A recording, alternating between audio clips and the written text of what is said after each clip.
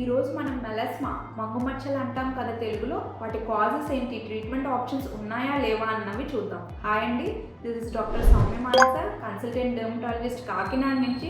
కాజెస్కి వచ్చేసరికి first thing genetic predisposition, second hormonal imbalance వల్ల అవ్వచ్చు, థర్డ్ సన్లైట్ ఎక్స్పోజర్ వల్ల కూడా మెలస్మా అన్నది డెవలప్ అవ్వచ్చు.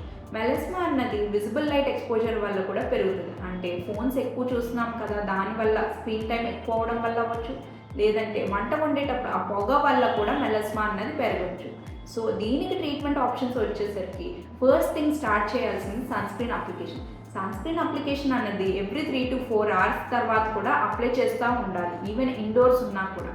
కొంతమంది ట్రావెల్ చేస్తుంటారు, ట్రావెల్ చేసి వెంటనే మెలస్మా పెరగడం చూస్తుంటారు. ఇది ఎందుకు అవుతుందంటే వైట్ బ్రిమ్ హ్యాట్స్ అనేవి వాడకపోయినా, గోగల్స్ అన్నవి వాడకపోయినా, సన్ స్క్రీన్ అన్నది రీఅప్లై చేయకపోయినా మెలస్మా అన్నది అలాంటి టైంలో పెరుగుతుంది. సో దీన్ని జాగ్రత్తగా చూసుకోండి.